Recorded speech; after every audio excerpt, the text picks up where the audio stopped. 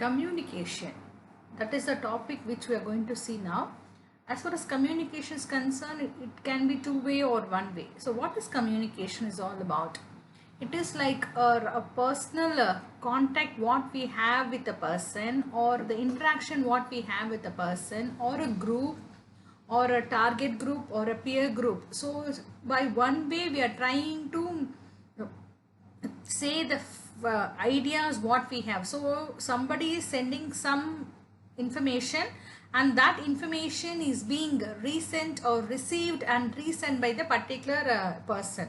So the particular person can be a group or an individual. So this is with respect to communication. So that is one person is sending, so there should be some medium. So there is a medium through which an individual tries to perform a tandem with the another person. So the performance can be with a family group or a peer group, working group, or an organization, or you even can pass a message to the society. So that is then the definitions given by Legans. So he has defined communication as a process. So as I told you, it is we are sending some message, and that message has been received by someone. So there is a process. So in this process, two or more people, they exchange their ideas, their facts, their feelings, or even impressions. So what they feel, impressions or feelings, like you can have different types of feelings. So you are trying to show your feelings or your impression or your opinion to another person, so that there is a common understanding of the meaning. So whatever message is being sent, it is to be understood in the common parlance. Then as for the definition given by Rogers, communication is a process, so by which the message is transmitted from the source to the receiver. Then the definition given by Brooker deals with communication, stating that it is anything. So anything can be conveyed, like that has some message, and the message is being transmitted from one person to another person. And as far as the Thayer is concerned, it is a mutual interchange of ideas. So you have some idea and I have my ideas. So now I am talking to you with this particular media. That is also a form of communication. And communication, as I told you, it is a process. So the process involves transforming the information, so from one entity to another. So communication can be commonly defined as the it is an interchange of thoughts, opinions, information, speech, writing, signs. So when there is a transmission of ideas, opinions, or thoughts, even speech or the writings what we see in newspaper, even that is a form of communication, or even the signs. So the communication not always being in the form of written, it can be in the form of gestures also. So it is like a sign. Now the meaning of communication, as we have seen the definition of communication, the meaning says that it is a process. So it is a process through which an individual tries to mutually exchange his ideas, values, thoughts, or feelings or actions. So it is a transforming the information. So there is a sender and there is a receiver. So as I told you, at least we need two persons in a communication cycle. So one person tries to send the information, and the another person tries to receive the information, tries to understand the information in the right context. The process is like, it is somebody is initiating the process, and the process is being transmitting, and you are receiving that information. So the means, how do we make the information is transforming the information, and it should be protective, and that should be a goal oriented. If the information is not protective, then it becomes a nonsense or a nuisance. Then the process of communication is nothing but to share the information. So whatever information we have, that is being shared, the ideas are being shared. So with this particular definition, we can know the purpose. So that is how the communication has to be, and what are the purpose behind this particular communication.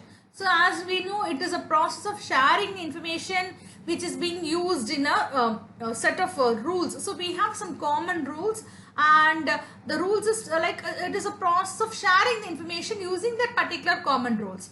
So it is a exchanging of symbols, signs, or behavior between individuals through this particular common system.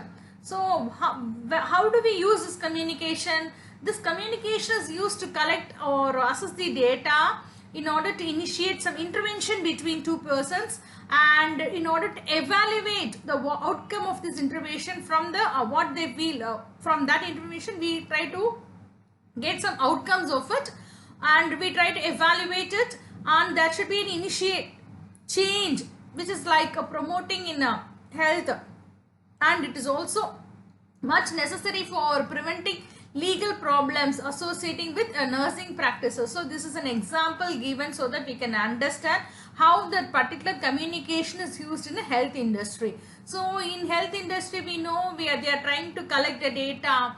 So if you take the present situation, even we can see the assessment of this vaccination also. So it is trying to collect the assessed data, it is trying to initiate the intervention, then based on the intervention they evaluate, then they take some initiative changes in order to promote health, and based on that results. So it is also an example for communication. They try to ensure how to prevent such a problems with respect to nursing practices, and they try to analyze the fact to health team. Now the process of communication, so as we know, there is a sender and a receiver. This is a 5-step process for our understanding. So the sender tries to generate an idea. So the sender sends an idea, and the idea, that is what we receive, it is converted into words or pictures or even sounds, symbols, actions, and the process what we try to convert is called as encoding the idea. So we have an idea, and the idea is being generated by the sender, and that particular idea can be in the form of word, picture, gesture, sound, symbols, actions, whatever it is. So the process is called as encoding the idea. Then the encoded idea, what we have sent by the sender, is transmitted to the receiver. So the receiver, what he does is he receives the encoded message through the sensors and perceives. So whatever information idea is being sent by the sender, which has been encoded, and that idea is being received by the receiver, and after receiving the particular idea, he tries to perceive what is there in the mind of the sender. So this is the understanding the message. Then the receiver, what he does is he decodes the message. So when the message is being sent, it is called as encoding the idea, and when the message is sent back by the receiver, that is called as decoding, or that is being converting the message into a meaningful idea. So based on the perception. So this is the communication process. So idea of the transmission, that is the sender. There is a channel for that, and encoding into a message. So whatever idea is being transmitted by the sender is becoming an encoding idea or a message, and that particular message is being received by the receiver, and that is being decoded into a meaningful idea, and they get the feedback, that is the message they get back. That is the of communication. So in detail we will see the process of communication. So as I told you, there is a sender, and he is called as a party sending the message to another party, and encoding is a process, that is we are trying to put the particular idea into a symbolic form. So that can be a gesture, action, or a symbol, whatever it is. Then message, as we know, the message is it is in the form of symbols, or somebody is sending it. So the sender is trying to transmit the idea, and media becomes the channel. How do we send? So that message can be, so for example, we get some through electronic media, you get the information, or through paper like newspapers. So there is a media. So media is a channel through which the message is moving from one sender to another receiver. And decoding is a process where the receiver is assigning some meaning to the symbols. So there is a symbol, and we try to understand the meaning of the symbol. And receiver is a party who is receiving the message which has been sent by the sender, that is another party. So there should be a response. So response is a reaction towards the receiving. So after getting the message, how do we react? That is the response. So feedback will be a part of receiver's response, which is being communicated back to the sender. So whatever the reply has been sent. So there is a response, and that response is being sent back to the sender.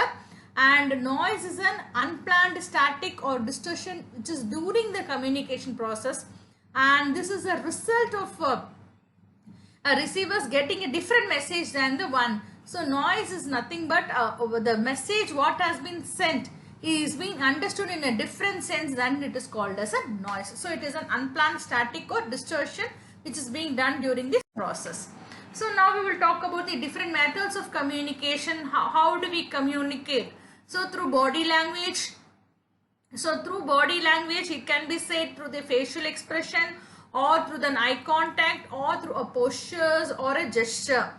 Then through body shape, it can be ectomorph or mesomorph or endomorph. And it is also through smell, touch, or even silence. So these are the different methods of communication, how an individual can communicate. Now we will talk about the different types of communication. So as far as the communication is concerned, we have to talk about two important forms. That is, one is internal communication, external communication. So in internal communication, we have a vertical communication. So in that we have a horizontal communication. Then we have downward communication and upward communication. Then regarding the communication which is based on the formality, so communication can be in turn classified into formal communication, informal communication. Other than this two types, we have personal communication. So this is how the communication has been formed out in order to for an understanding purpose. So the different types of communication, as I told you, we can have a better thing. So on the basis of expressions or method or media, so the communication can be verbal and non-verbal. So verbal communication can be, so if you talk about verbal communication, we have a written language or a spoken message.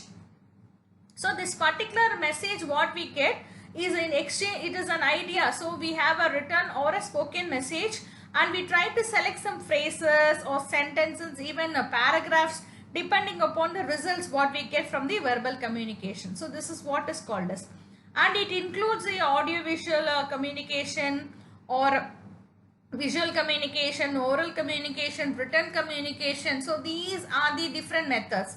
So under that oral communication, we can take the example of messages or face-to-face even discussions or meeting conferences, or the online portal or presentations, even conversation through medias or radio, or even speeches, or sometimes even you take the brainstorming sessions also under the oral communication. Under the written communication, we have the reports which is being sent by the departments, or the memos issued, even the office orders or circulars, even charts or graphs, even newsletters or emails, or a written form of communication.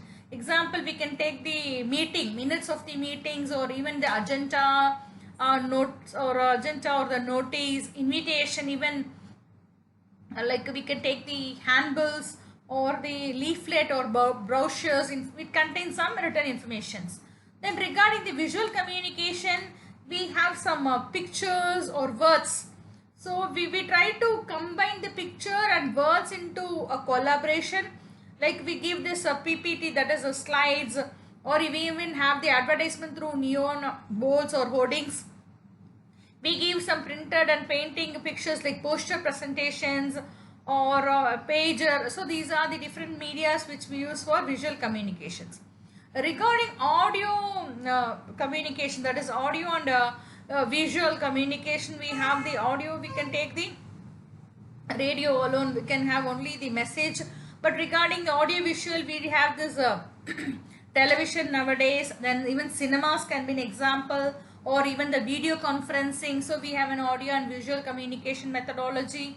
Now regarding the next one is non-verbal communication. So regarding non-verbal, we have that as I told you, we can even have that gesture communication, or passive communication, or communication which is done through an action, through like eye contact, nodding the head, even physical appearance or facial expressions will be the part of non-verbal communications.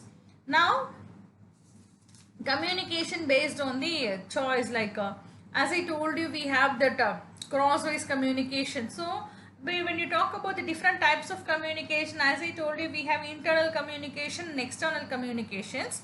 So internal communications, it is within the organization. So when the communication is within the organization, the both, that is the even the oral and non-oral can also be used in the internal communications. And this internal communication can even be official, as I told you, it can be formal or informal communications. And it can be even within the groups, two groups, or within the individuals in different groups, like that. Or communication is coming from like horizontal or vertical, so information is passed between superior and subordinates, or two subordinates together, or from one superior to the another superior subordinate in different departments. That is the example for crosswise communication. Or communication can be passing from the subordinate to his superior, or the communication is coming from the based on the flow of authority. So all these are becoming the examples of communication. So how do we choose this communication as an important source? So we have